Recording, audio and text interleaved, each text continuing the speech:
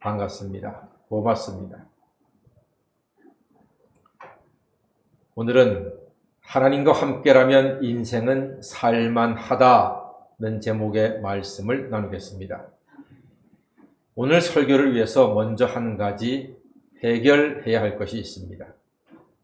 창세기 5장에 나오는 사람들의 수명을 보면은요, 900세, 대략 평균에서 900세.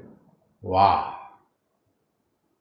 도대체 어떻게 900년을 살았을까? 놀랍습니다. 창세기 나오는 사람들 어떻게 900살을 살았죠? 신기합니다. 성경에 있으니까 거짓말은 아니에요. 우리는 90살만 살아도 아유 장수하셨습니다 그러는 지금인데 900년을 살았으니 대단합니다. 과학자들은 이렇게 설명합니다. 이 창세기 때는요, 공중에 물이 많았어요. 아마 구름처럼 있었겠죠. 그러니까 태양에서 나오는 인체에 해로운 가시 광선 같은 것들, 자외선 같은 것들이요, 다 차단이 되어서 사람들이 해를 입지 않았다는 거예요.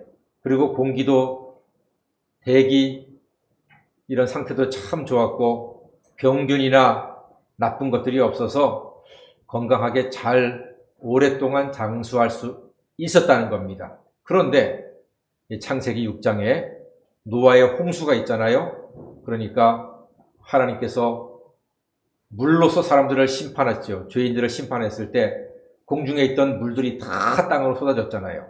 그러니까 태양의 모든 빛들이, 해로운 빛들까지도 전부 다 사람들에게 직접 오게 되었습니다. 일기도 나빠지고 병도 생기고 하다 보니까 수명이 점점 줄어서 이제 이렇게 요즘처럼 70, 80, 90을 사시면은 아유 잘 사셨습니다. 뭐 이제 이렇게 이야기하는 시대가 되었습니다. 그러니까 중요한 것은요, 오래 사는 것보다 잘 사는 것이 중요합니다. 어떻게 사는 것이 잘 사는 것인가? 오늘 에녹을 통해서 우리가 잘 사는 길을 보게 됩니다. 오늘 잘 오셨습니다.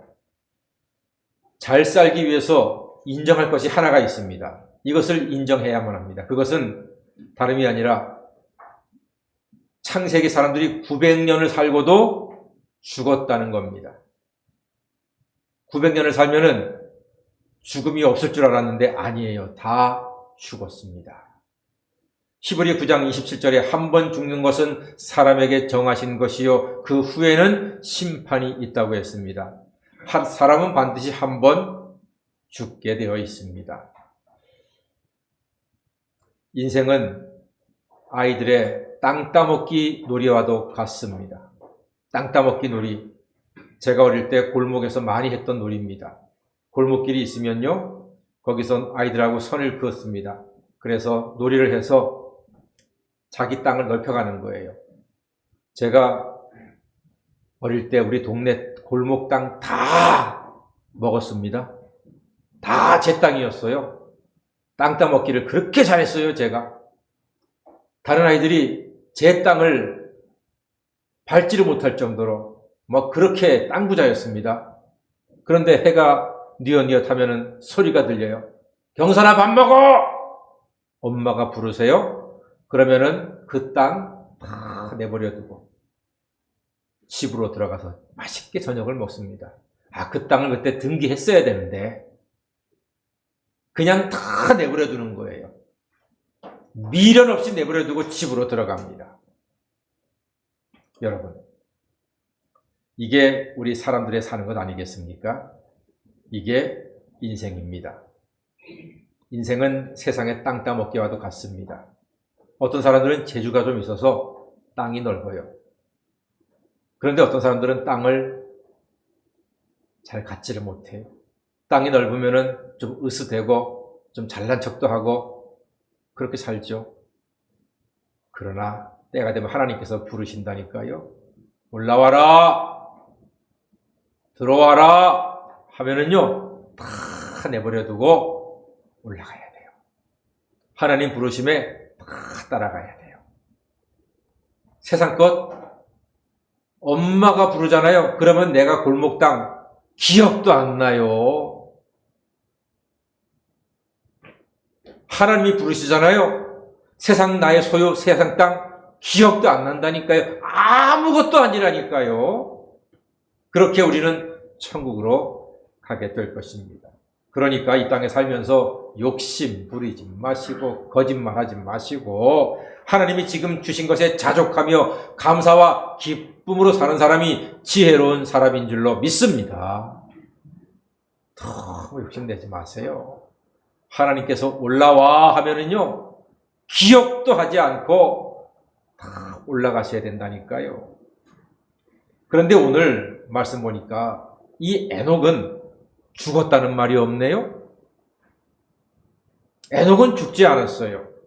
24절 말씀 보니까 에녹이 하나님과 동행하더니 하나님이 그를 데려가심으로 세상에 있지 아니하였더라 했습니다. 하나님이 데려가셨습니다. 히브리 11장에도 그가 죽음을 보지 않고 옮기웠다고 했습니다. 그렇습니다. 에녹처럼 하나님과 동행하면 죽음을 보지 않고 천국으로 옮겨진다는 겁니다. 이게 왜 그럴까요? 사랑하는 여러분, 성도는 이 땅에서 죽는 것이 아니라 예수 안에서 예수와 함께 사망 권세를 이기는 하나님의 자녀가 되는 줄 믿습니다. 그것이 우리의 믿음입니다. 제가 장례식 때마다 꼭 잊지 않고 하는 한 말씀이 있지요. 우리 성도님은 죽은 것이 아닙니다. 사망한 것이 아닙니다. 예수와 함께 사망 권세를 이기신 하나님의 자녀가 된 줄 믿습니다. 이것이 우리의 신앙입니다. 이것이 우리의 믿음입니다. 성경은요, 옮기웠다고 했습니다. 옮긴 거예요. 이 땅에서 하나님의 나라로 옮긴 거예요. 죽은 게 아니에요. 죽음이 없습니다. 예수 안에서는 사망이나 죽음이 없습니다. 옮긴 거예요. 사망을 이긴 거예요. 세상을 이긴 거예요. 할렐루야. 이와 같은 믿음이 우리 하나님의 자녀들의 믿음입니다. 그렇습니다, 여러분. 그래서 우리에게 중요한 것은 우리가 하나님과 동행하는 것입니다. 성경 보니까 에녹은 하나님과 동행하면서 자녀를 낳았다고 했습니다. 하나님과 동행하면서 자녀를 낳았다. 자, 여러분, 얼마나 평범합니까? 아주 일반적인 모습이잖아요. 보통 사람의 모습이잖아요. 에녹은 이 땅에서 900년을 살고도 사람들이 죽을 때 죽음을 보지 않고 천국으로 옮겼는데 그는 어떻게 살았는가 하니 하나님과 동행하며 자녀를 낳았다고 했습니다. 아주 평범한 모습이지요. 이 말씀을 이해하는 것이 오늘 설교의 핵심입니다. 그렇습니다. 하나님과 동행하는 것은 특별한 것이 아닙니다. 막 40일 금식 기도를 하고 100일 철야 기도를 하고 200일 산 기도를 하고 이런 것이 하나님과 동행하는 것이 아니라는 거예요.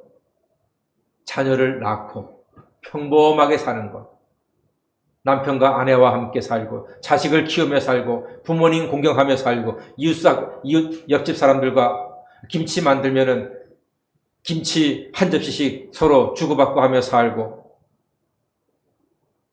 이렇게 사는 것이 하나님과 동행하며 사는 삶이라고 그렇게 우리가 이해를 하시면 됩니다. 자신의 평범한 삶 속에서 하나님과 동행하는 것입니다. 이것이 동행의 비밀입니다. 하나님과 동행하는 사람은 평범한 일상을 귀하게 여깁니다. 요즘 코로나 때문에 마스크 끼고 다니니까 평범했던 일상이 얼마나 귀한지 아주 뼛속까지 우리가 느끼지 않습니까? 마스크 끼고 예배 드려보니까 힘이 들잖아요.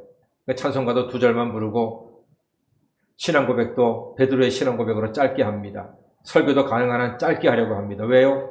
제가 마스크를 끼고 1시간 동안 있어 보니까 힘이 들어요. 아직은 젊은 저도 힘든데 70 넘은 어르신들은 훨씬 더 힘드시지 않겠습니까? 그래도 이렇게 마스크 끼고 예배 나오시는 모습이 정말로 존경스럽고 아주 아름다우십니다. 일상이 이렇게 중요합니다. 일상의 회복이요, 너무나 소중한 거예요. 하나님과 동행하는 에녹은 일상의 삶을 참으로 소중하게 여겼던 사람입니다. 여러분, 여러분의 가정을 많이 사랑하십시오. 이 세상에서 단 하나밖에 없는 여러분의 소중한 가정, 그 가정은 하나님께서 이 땅에 여러분에게 허락하신 천국입니다. 많이 부부간에 사랑하시고 자식들 사랑하시고, 공부 좀 못한다고 해서 막 면박 주지 마시고 건강하게 밥 잘 먹고 잘 지내는 것으로 인해서 기뻐하십시오. 가정을 사랑하십시오. 그리고 여러분 직장을 사랑하세요. 여러분이 어떤 직장 다니시는지, 여러분이 받는 연봉이 얼마든지 그건 중요하지 않습니다. 내가 지금 열심히 일할 수 있는 그 직장이 있다는 사실이 얼마나 귀한지 모릅니다. 여러분이 마치 사장인 것처럼 그렇게 일하십시오. 그게 하나님의 자녀의 모습입니다. 그것이 하나님과 동행하는 사람의 모습입니다. 남의 직장 부러워하지 마시고요. 연봉 많이 주는 회사 부러워하지 마시고요. 내가 일할 수 있는 회사, 내가 일할 수 있는 직장, 그것을 사랑하고 기뻐하는 것이 하나님과 동행하는 사람의 모습이고 하나님의 뜻대로 사는 것입니다. 그리고 교회를 사랑하십시오. 교회 크기는 중요하지 않습니다. 성경은 분명히 말씀합니다. 두세 사람이 내 이름으로 모인 곳에는 나도 그들과 함께 하신다고 예수님 말씀하셨습니다. 오늘 이 시간 예배드리는 우리들에게 주께서 함께 하셔서 우리 예배를 기뻐 받으시고 우리에게 하늘의 신령한 복과 땅의 기름진 복으로 풍성히 채워주시는 귀한 시간이 될 줄로 믿습니다. 내가 예배드리고 내가 은혜 받고 내가 기도하는 교회가 있음을 기뻐하시고 교회를 사랑하십시오. 그것이 하나님과 동행하는 사람의 모습입니다. 그리고 여러분, 친구를 사랑하십시오. 이웃을 사랑하십시오. 75억 세계 인구 중에 내 주변에 있는 사람들 몇 사람이나 되겠습니까? 사랑하는 것은 하나님의 뜻이고요. 그게 하나님과 동행하는 사람들의 모습입니다. 보리를 가자 하면 10리를 가주시고 10,000원만 빌리자 하면은 그냥 20,000원을 주시고요. 그런 마음으로 사세요. 며칠 전에 저한테 전화가 왔어요. 한 청년이, 목사님, 제가 청년인데요. 목사님네 교회 홈페이지를 보고 목사님 전화번호를 알아서 전화드렸습니다. 근데 제가 많이 어렵습니다. 목사님, 밥 한 끼만 먹을 수 있도록 좀 도와주십시오. 그러는 거예요. 홈페이지를 보고 전화 걸었다는데 냉정하게 끊을 수 없잖아요. 예, 계좌번호 주시면 제가 10,000원 보내드릴게요. 이렇게 10,000원 보내드리려고 하다가 아유, 젊은 청년이 얼마나 배가 고프면은 목사님한테 전화 걸었을까 싶어서 20,000원 보내줬어요. 여러분, 우리 주변에 있는 사람들이 있잖아요. 한 번씩 보시고 좀 힘들면은 그렇게 좀 섬겨주세요. 도와주시고. 그게 하나님과 동행하는 사람들의 모습입니다. 기대했죠. 그 친구한테서 목사님 감사합니다. 고맙습니다. 답장을 기대했는데 아직까지 답장을 안 왔어요. 답장이 조금 시간이 걸리겠지요. 올 때까지. 그 사람 계좌에는 예수님 믿으세요라고 제 이름 대신에 그렇게 써서 보냈어요. 그 친구가 저한테 답장을 하든 안 하든 그건 중요하지 않아요. 제가 예수님 믿으세요 하고 사랑의 마음으로 10,000원 준다 그랬다가 20,000원 주었다는 사실이 그냥 제 스스로 잘했어, 고경선 잘했어, 그런 마음이 들더라고요. 여러분, 우리 이 땅에 살아가면서 그저 한 끼 10,000원짜리 먹으면 배 부르잖아요. 100,000원짜리 먹어도 똑같습니다. 요즘은 한 끼에 뭐 30만 원짜리 식사가 있다면서요. 그거 보고도요, 10,000원짜리 먹는 거하고 별 차이 없습니다.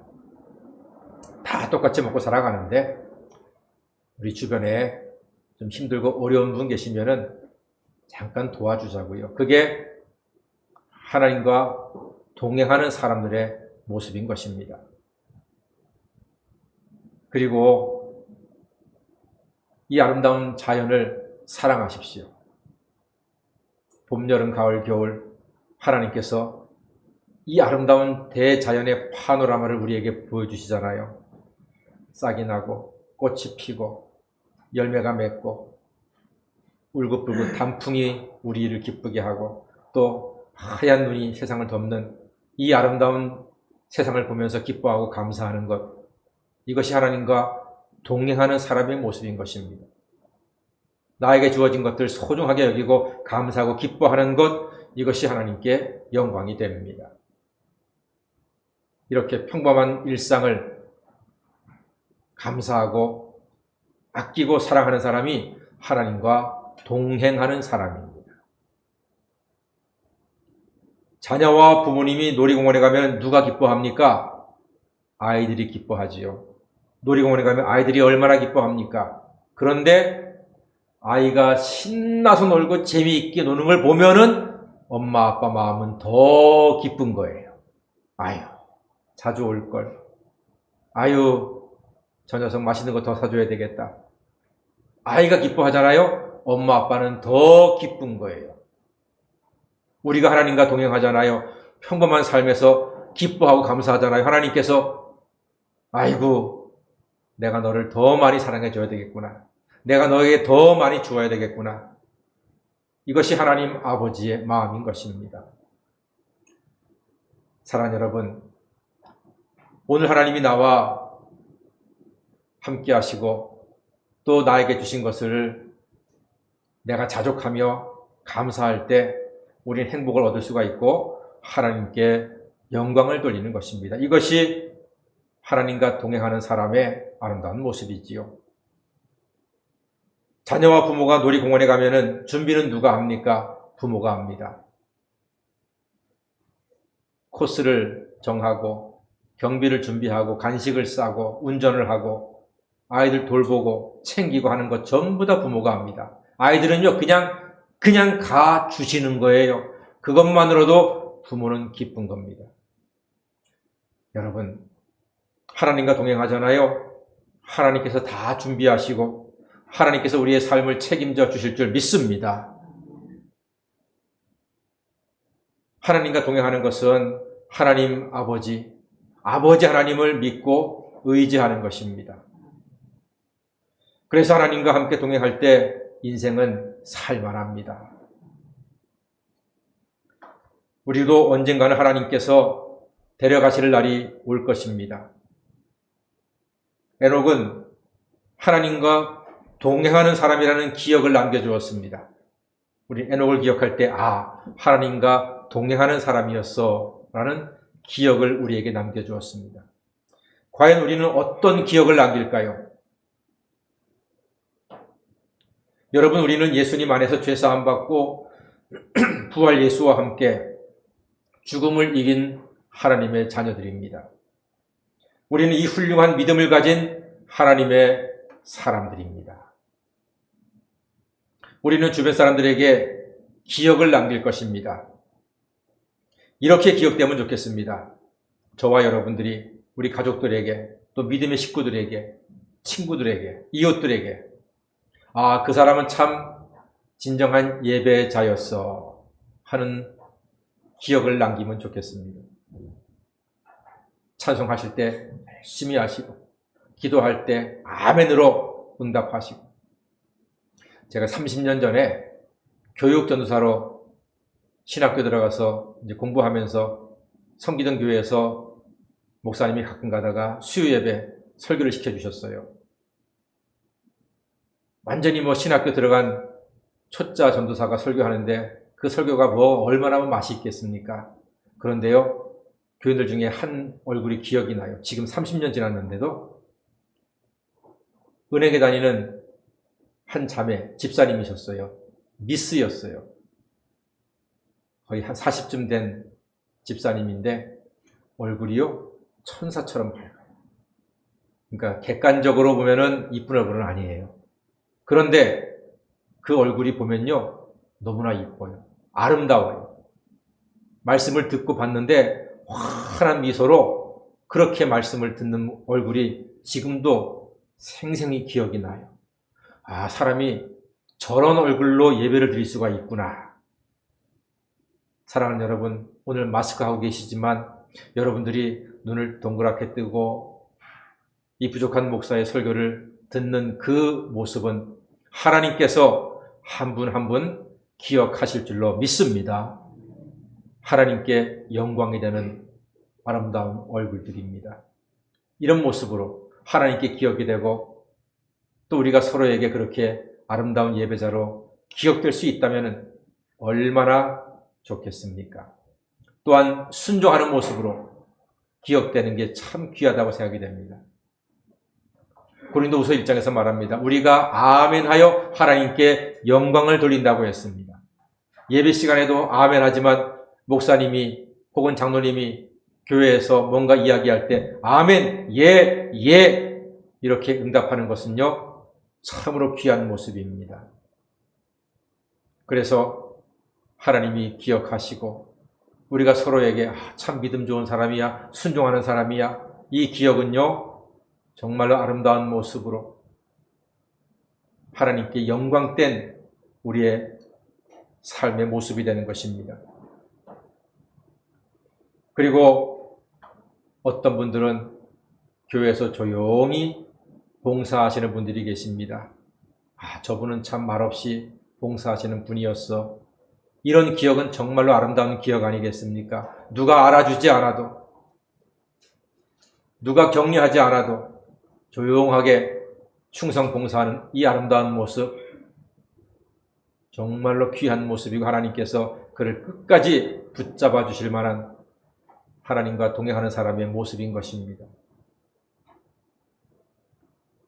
그리고 이런 기억은 어떻겠습니까? 아, 그분은 참 나를 늘 칭찬하셨어 하는 그런 기억들, 참 아름다운 모습이지요. 교회에서도 마찬가지입니다. 누가 뭔가를 하잖아요. 그럼 칭찬하십시오. 그래야지만 그 사람이 은혜를 받고 힘을 얻습니다. 아, 참 좋습니다. 아, 참 멋지네요. 아, 귀하네요. 하는 겁니다. 그것이 우리에게 덕이 되고 하나님께 영광이 되는 것입니다.